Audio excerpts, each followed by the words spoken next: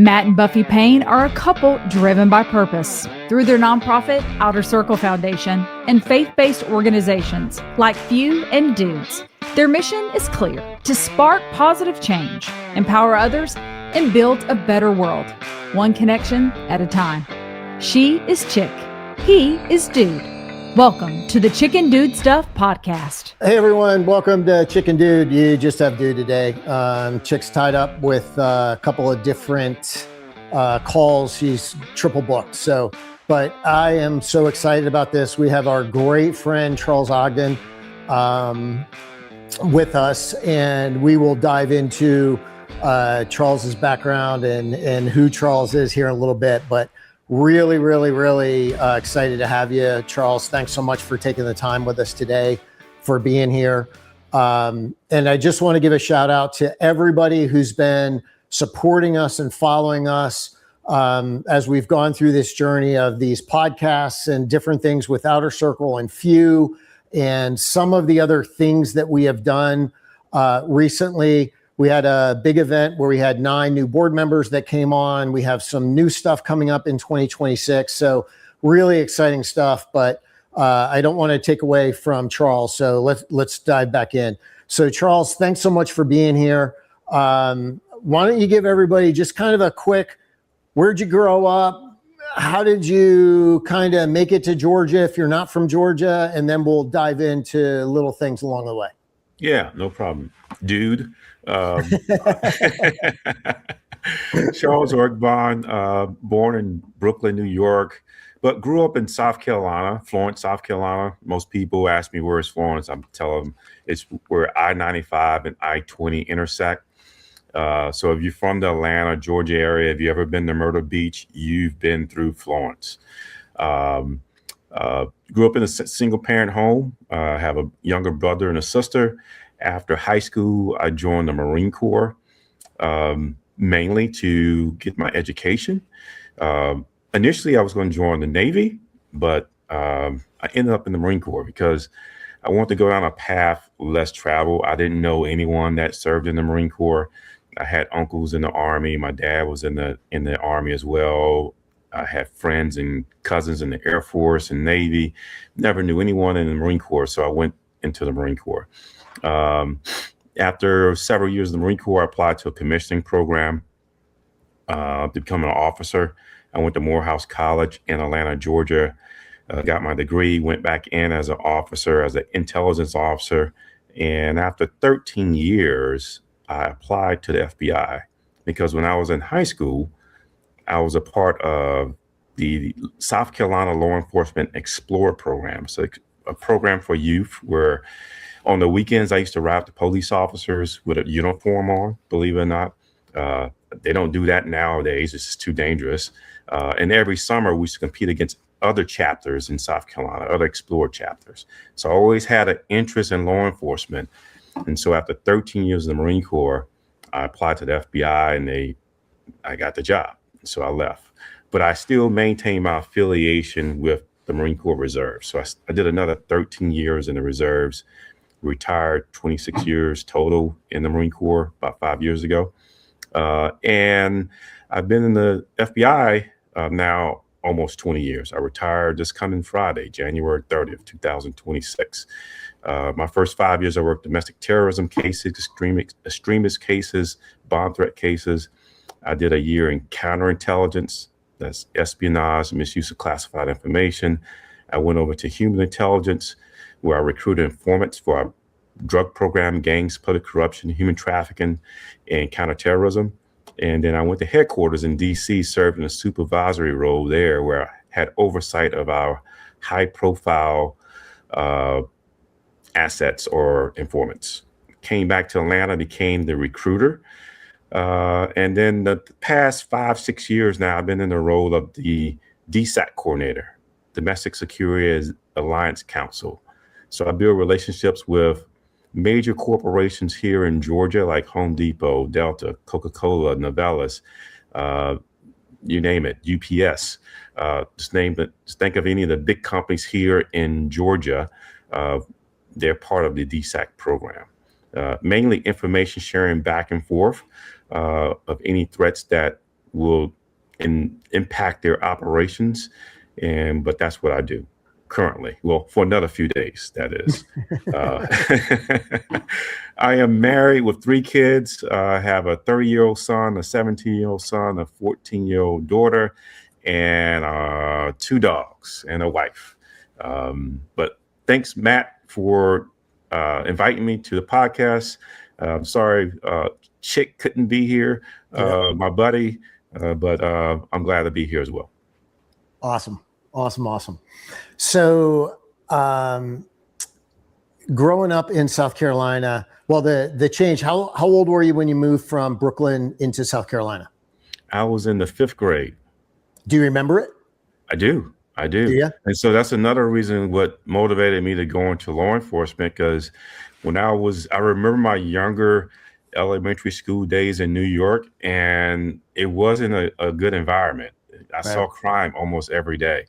I got robbed in the 3rd grade, believe it or not, on my birthday.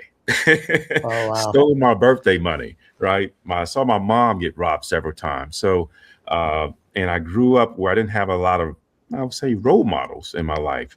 Mm-hmm. And I knew I wanted to be someone in life. And I just sometimes, and I actually, if I stayed in New York, I honestly believe I wouldn't be where I am right now, because I started to go down the wrong path just a little bit, where I would spray paint walls. I was one of those graffiti artist guys in the 5th grade, believe it or not. And so we moved to South Carolina, and then, it's much slower in like South Carolina, not a lot of crime like Brooklyn, New York. So major difference. Right. Any sports growing up? Football. What position? Linebacker. Linebacker? Yeah. Okay. And sometimes wide receiver. Okay. And no aspirations, go college and figure out where that would go and anything. Yeah, always had a desire to go to college. That's why I joined the Marine Corps for the GI Bill. That was my sole purpose. And I just fell in love with it. My initial plans was just to do 4 years, get the education benefits, and leave. But I ended up staying 26 years total. So Marine Corps was good to me. I would say that. Oh yeah. And Parris Island, is that where you went? Yeah, Parris Island. When I was enlisted, and when I became an officer, I went to Officer Candidate School in Quantico, Virginia. Yeah, nice. So it sounds like you looked at all the services. You did your homework. If we have a little one out there, and I'll call him little one, like a young adult, right, who's thinking about, hey, I may want to go in the military, trying to figure out what branch of service to go in, trying to figure out if it's even right for me. What kind of advice would you give them on, one, is it right for you? Or 2, what service? How would they go around about picking a service? I would say talk to someone in every branch, not just one person, but several people who served in the Army, several people who served in the Air Force, several people who served in the Marine Corps, and kind of get an idea of what would be best for that individual. For me, the Marine Corps worked for me because I like to do things that other people don't do. And in my circle of family and friends, there was no one that went into the Marine Corps. I always heard the Marine Corps was tougher. And so that was a challenge. I was a kid that always wanted a challenge. Like, let me do that. I dare someone to say I can't do it. And I was like, okay, let me do it. Right. And so the Marine Corps, that's why the Marine Corps was so attractive to me personally. But for the next younger youth, it may be totally different. It may be esprit de corps. It may be maybe education. All the branches offer that. Like some people ask me, would you encourage your kids to go into the Marine Corps? I would encourage them to do anything positive. I think any branch, you can't go wrong. It's what you make of it. There are different opportunities in each branch. So if you want to fly, you can fly in the Marine Corps as well. But the Air Force has more opportunities there. So there's different opportunities in each branch. I think that individual has to do their research, talk to people, and then make an informed decision on what would be a best fit for them. Right. Did you go on, I guess, float? Did you spend time out on a ship and the whole 9 yards with the Navy when you were in the Marine Corps? I did exercises. Okay. Many exercises out in the Atlantic Ocean for like 2 weeks to 4 weeks. That's my extent of a float. Okay.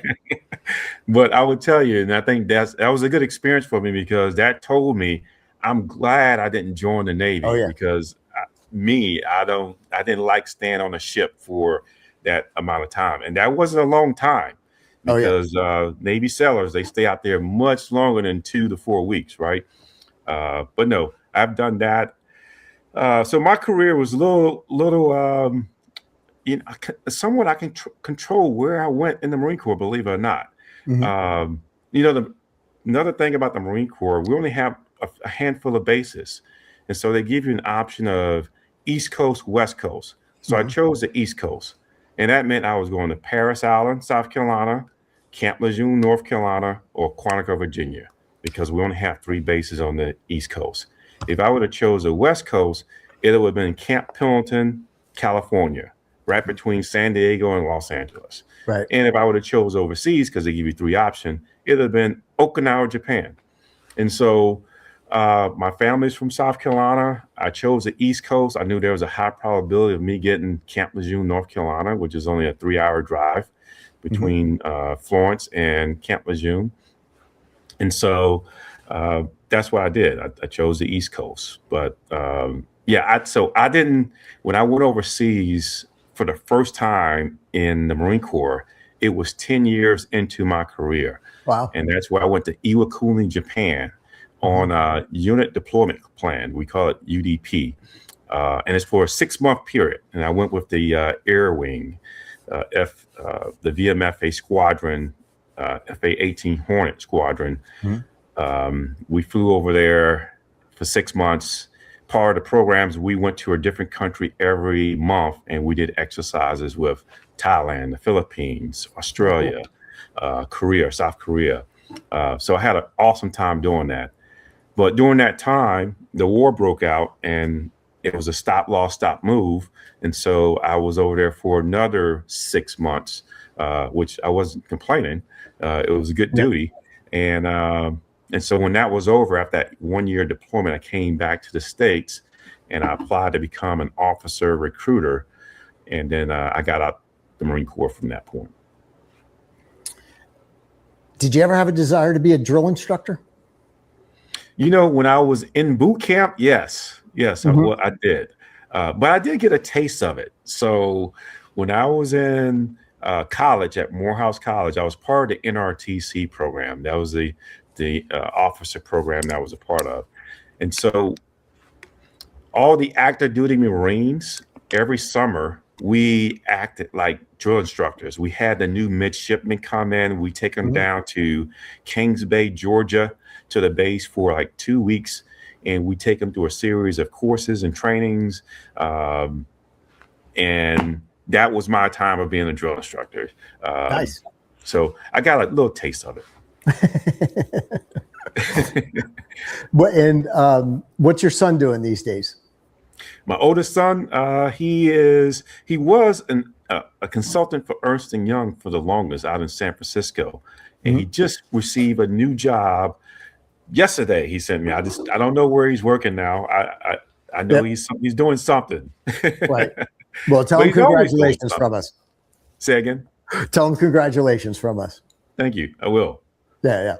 But he didn't go in the military or law enforcement. So he's out there doing something business-wise and kind of forging his own path, I guess. Correct. Yeah. Awesome. All right. So you applied to the Bureau. Was it what you hoped it would be? Oh, yes. Yep. I tell people this all the time. I've never had a bad day in the FBI. Now, I love the Marine Corps. I had many bad days in the Marine Corps. Let me describe a bad day.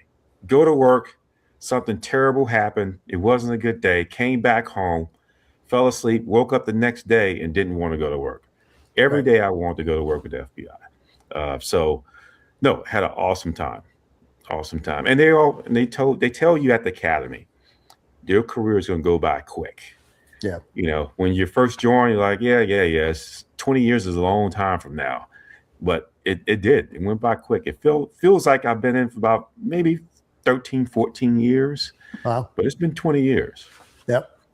And the majority of time in Atlanta, outside of doing your time up in DC, but I mean, Correct. everything else here in Atlanta? Yep.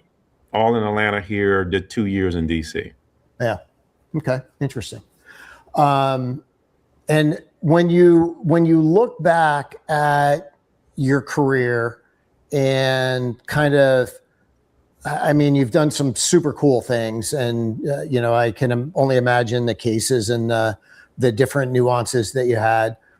Is there anything that kind of sticks out and you kind of say, man, you know, I'm really proud of that. That was something that to me stands out above the others, regardless of an award or anything else, just something that's Charles is proud of? You know, being on the SWAT team, so most people think the military is like the FBI, and it's not. But where you find that space of commonality is on the SWAT team, because there's a lot of guys who serve in the military that join our SWAT team. And so that's where I had the most fun. Right. I think that's where it was more rewarding, because the type of cases I worked in the FBI, I didn't put handcuffs on bad guys every day. Yep. And most people don't know that we don't do that every day. Depends on what type of violations you work. If you were counterterrorism or counterintelligence, you probably won't never put handcuffs on a bad guy. But on SWAT, we did that very often. And with some guys that served in the military, and some that served in the military, believe it or not, on our Atlanta SWAT team, there was a guy that served in the military with me in the Marine Corps. Oh, wow. We served in the same unit. And so that part of my career, I'm very proud of. I always wanted to join. That's one thing I'd always want to do when I joined the FBI, is join the SWAT team. And as soon as I was off probation, the next tryouts that came up, I was applying, and I went to tryouts. And so no, that and some of the cases we assisted with on the SWAT team were very rewarding as well. I remember this one case down in Dalton, Alabama. There was I'm not sure if you remember, but it happened maybe 10, 12 years ago. It's been some time now. There was a guy who shot a bus driver, and kids are on the bus, shot the bus driver in the head, and took a little boy by the name of Ethan. And on his property, he had an underground bunker. And so Atlanta SWAT team, we supported that case. We were there on the ground, like within hours.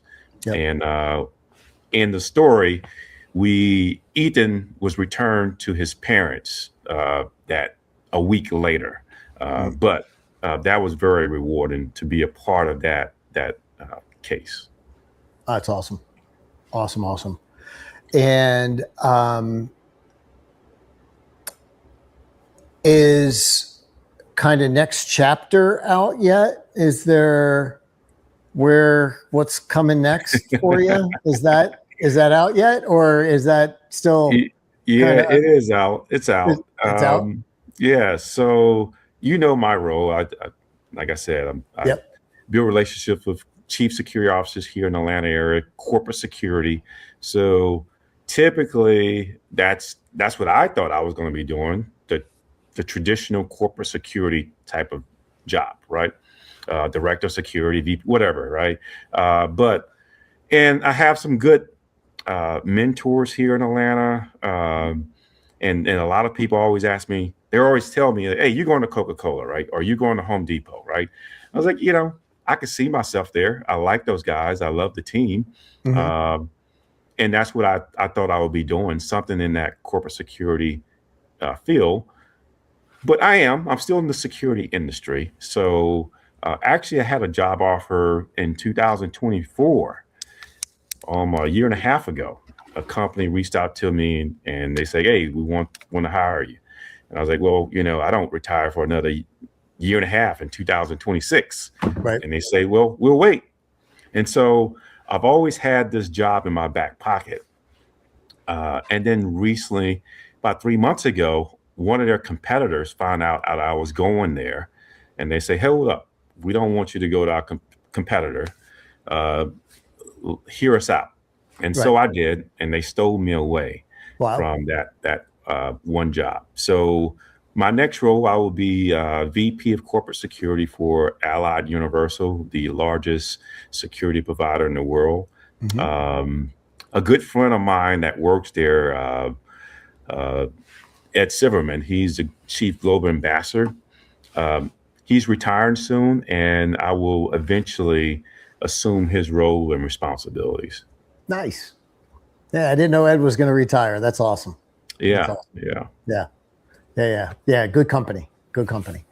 Um, and I mean, the beauty of you and your role for the last, 5 or 6 years is understanding the culture and understanding the relationships and not having that huge transitional aspect of leaving government and coming into the corporate space.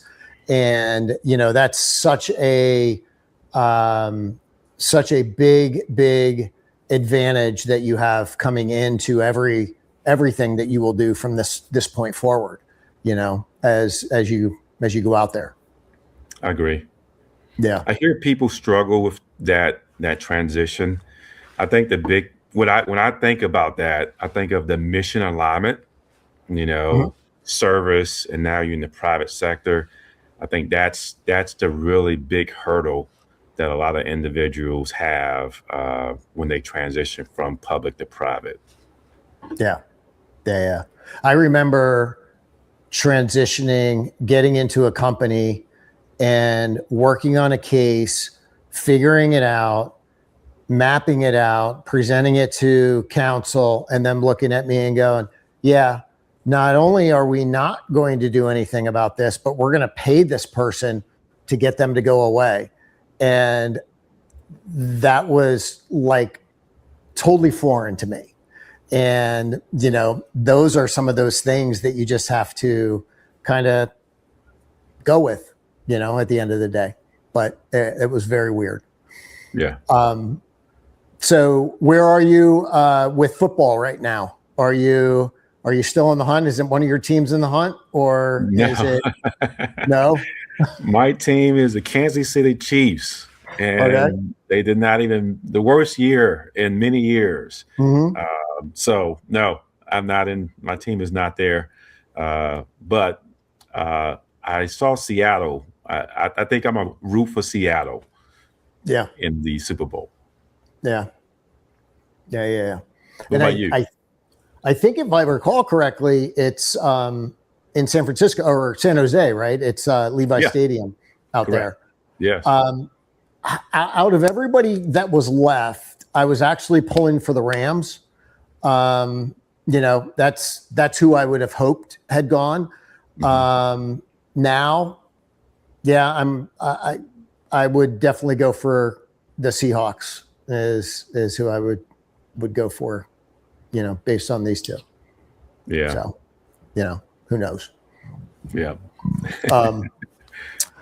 Um, so any good bourbons lately?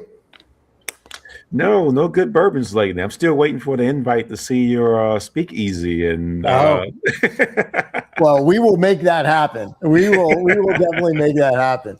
That's no, yeah, it's and it just keeps growing and growing and growing as we're out traveling and doing different things. So yeah, we'll have to we've been actually talking about doing a bourbon tasting and a dinner and doing some things here and having some people over and just kind of introducing people to other people and just seeing where things go. So Gotcha. yeah, we'll have to definitely make that happen. Gotcha. So travel, right? So as you look back at your career and you've traveled, and I'm not talking about traveling for work in the Marine Corps and everything, but you know, I'm sure you have that place that you are either one, you go to as often as you can get back, or two, you can't wait to get back because you loved it so much the first time you were there. What do you got? What do you have? So I'm not sure if you know, my family, we travel often. I Yeah. think that is vital to build memories and a bond. And so that's what we do. We travel, we vacation. And our sweet spot is the Caribbean.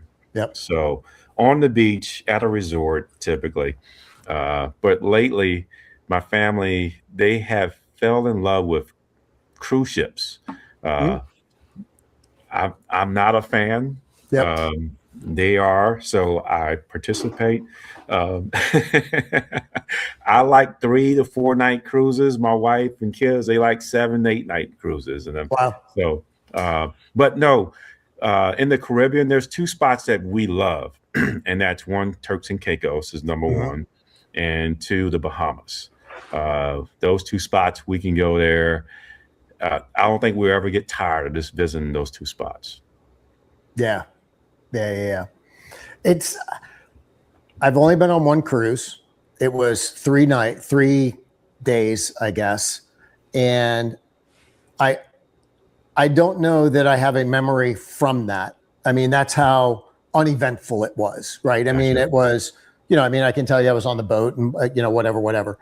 But I sit back and look at some of these cruise ships that are what, 5, 6, 7,000 people, and they're gigantic and enormous, and you have everything in the world that you could ever possibly imagine. You never have to go anywhere. Is it overwhelming? Is it, I mean, what is it for you that is it just not being on the beach, or not being, or is it what is it? Because it's the connectivity, man. Okay. Yep. It's that. And, you know, when we stop at a port and get out, it's not like the same. Like, if I can't say I've been to that location, really, I can't do it. Some people say they can. Like, we went to St. Kitts one time, and we just got out, was out there for like 7 hours and got back on the ship. I didn't feel like I was there. Right. All right. So that's it for me. I just want to go to one specific location. I can stay there for 3 days and fly to another island. I can do that all day long. But a ship now, but the ships now, they're huge, man. I mean, you rarely feel any imbalance. The stabilizers on those things, the technology is out of this world. It feels like you're on a city. It's a floating city. I mean, I sat there at one bar on the ship and watched a football game, and I thought I was on land. So it's that's insane. Crazy. Yes. Yeah. Is so, you know, as you look at where you're going and kind of how, I mean, you still have little one, you know, is what, 7 years from college, right? So you got 14-year-old. So 14. Yeah. So what's that, about 6, 7 years college wise, right? Going high school and then on. Yeah. Or depending on, you know, whatever. I mean, these days, I mean, I told our kids, hey, if college isn't for you, I mean, there's plenty of trades out there and you're going to make a ton of money doing a trade. So, you know, it's not necessarily college that might be the route, you know? Correct. Do you see yourself staying in Atlanta? Is Atlanta home for you? Will you go back to South Carolina? Is there anything? I won't go back. You never say never, right? So, right. But my wife and I, we have these conversations, and I'm big on family. So my oldest son is in California. if my other two kids go to California, guess what? Yep. I'm going to be in California. Yep. But in my mind, my wife and we want to be in Florida, somewhere in South Florida somewhere. Yep. My dream of retirement is I can jump on my boat, go fishing, and go to the beach every day if I want to in Nice. warm weather. Yeah. But that's, and God always changes those plans too. Like, Oh yeah. you can have in your mind, this is what you want to do, but God says, nah, we're not going to do that. Yep. We were just sitting around, we were talking to somebody on Sunday, and it was brought up, you want to make God laugh, just tell him your plans. Oh yeah. And yeah. He'll have a good laugh for you.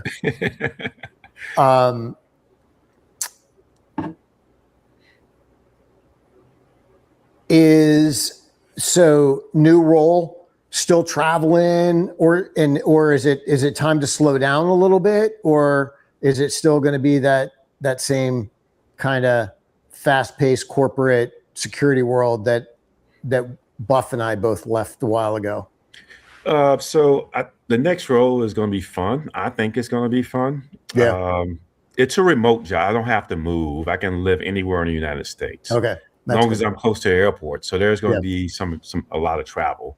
And a lot of that is based on where I want to go, where it's going to be more value for me to go and build relationships. And so I have some control over that. But yeah, so I think it's going to be a fun thing. And my wife, just after, she just went back to school last year and got a nursing degree.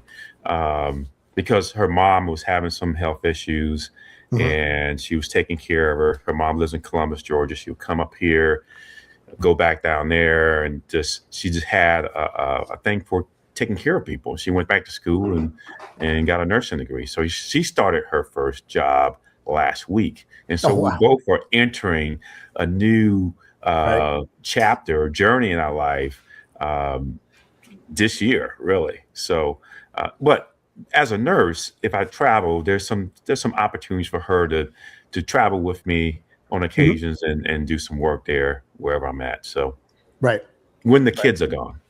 Yeah. And you had mentioned dogs, right? 2 dogs? I do. I have what kind of dogs you have? Standard poodle and golden doodle. Golden doodle, standard poodle. Okay. And I got tricked into that, dude. I got tricked. This should be good. So I am growing up. We had a dog, but the dog was outside, right? And so my wife, she grew up with dogs inside. So, I was like, okay, all right, we'll have one dog. And we did. We had one dog for the longest. And I'm not sure if I told you, but there was a job opportunity that presented itself to me about 3-4 years ago. And I thought about moving to Chicago.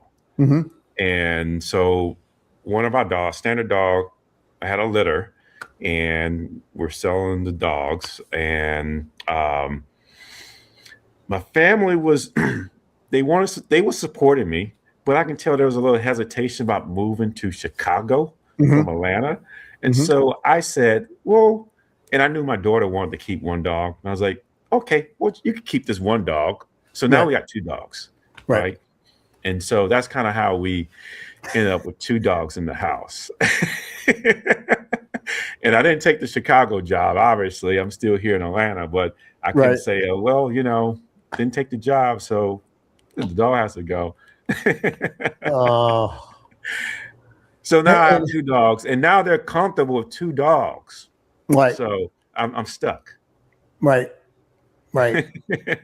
And I guess nobody in the family is a cat person. No. Yeah. Everybody in our family is allergic to cats, and can do dogs, can't do cats. But yeah, it's the animal aspect is an interesting dynamic. We had a dog for about a year, but then travel came up, and we share custody of him with Buff's ex-husband, John. who has a relative of our dog's name was Pat. So Pat is with a relative of his in his family. They're both Dalmatians, and now they're like best buddies together. So, if we ever take them, we take them both, and then they come here to the house and hang out and run around and do everything that they were going to do. But yeah, it's a lot of work, especially when you're traveling and doing different, and people are going in different directions, Right. Yeah. I agree. Yeah.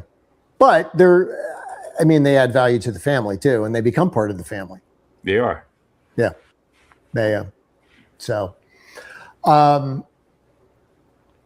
music, what's your favorite? R&B, Christian, a little bit of reggae, Nice. a little bit of rap, Yep. a little bit of jazz. Yeah. Okay. Yep.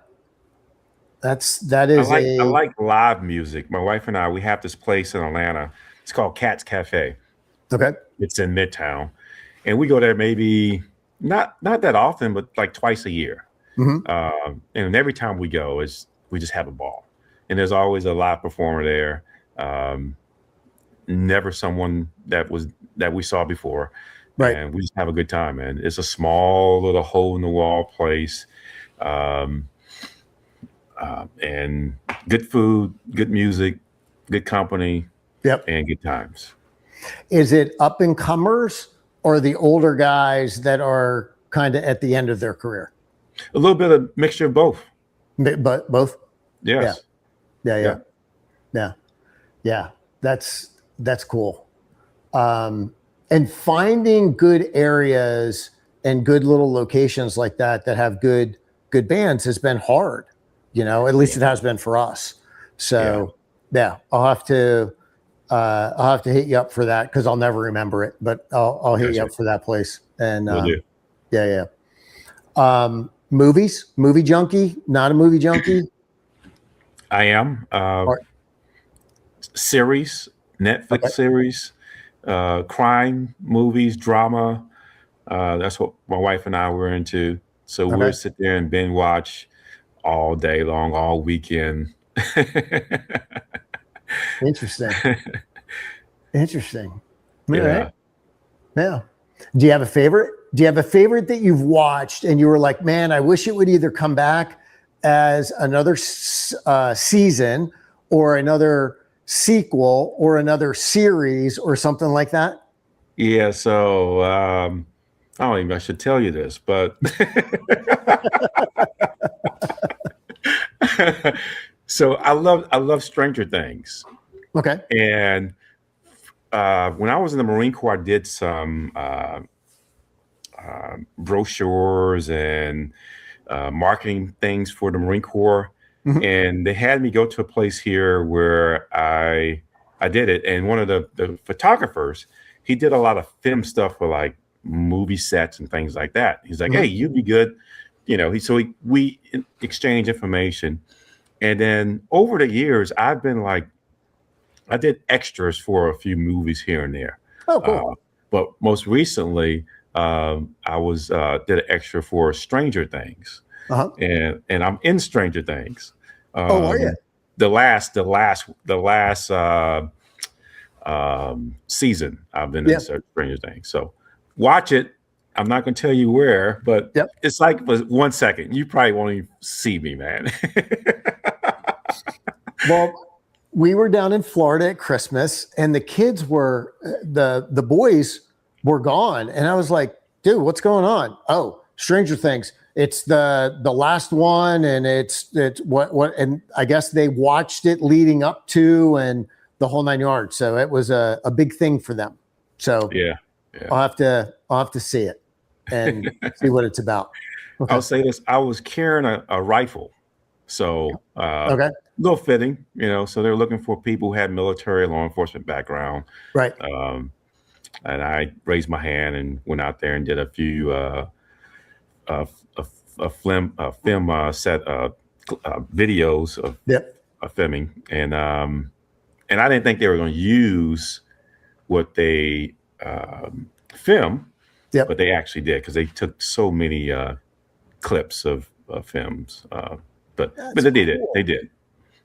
That's cool. So will you continue doing it? Like if the opportunity Nah, comes up? no, No? I don't think so.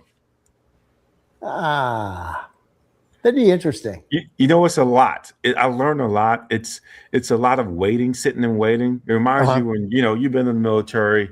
Yep. When you're about to go somewhere, you're just sitting and waiting. Your bags, your Yep. equipment, and then you do more waiting and sitting than you do action. So, yeah, nah, I'm good. Unless it's that one thing that comes along that says, "Hey, we'd like you to do this." Yeah, I'll do that. I'll do that. Yeah.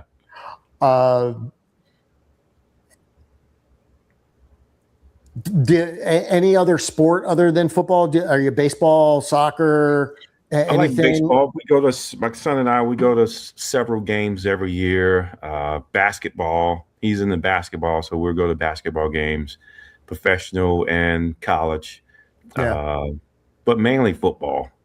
Yeah. What's your take on the way college football has evolved with the whole NIL and kind of everything that's there? What's your thought on that? You know, it's good and bad. I think it's good and bad. Good, kids they're getting rewarded or for their talent. Right. Bad, I'm not sure it's the, because they're getting paid now. I think there's a lot of influence on which schools get the best players, because some coaches or some schools are, they have the connections of getting more NIL money for students or athletes. So I don't know if that's fair across the board. Yeah. But yeah, that's my take on it. Yeah. Yeah. I was dumbfounded, I guess, because I live in a bubble, right? I just thought you went to school and you played football, and we were at dinner, I don't know when, not long ago, and people were talking about this NIL and making money and all that, and like I didn't understand the full extent of it. Millions of dollars are being spent, and the kids can leave, I guess, anytime they want. I guess the window opens and they can move around whenever they want. And it's almost like there's no loyalty anymore. I mean, I've given you a scholarship, you stay here and earn your right to play and do your time and all of that. And, it's just an interesting dynamic as I learned a lot more about it. Yeah. And I mean, to your point, right? Yeah, I could go in and play a season, win them a national championship, and get hurt the next season and never have anything. But at least now I got some money to do whatever I'm going to do and move on or whatever. Yeah. But yeah. And mainly in football, because that's usually what happens, right? Most football players don't go into the NFL. Yeah. And if they go into the NFL, that lifespan is very short. Oh yeah. So. Yep. All right.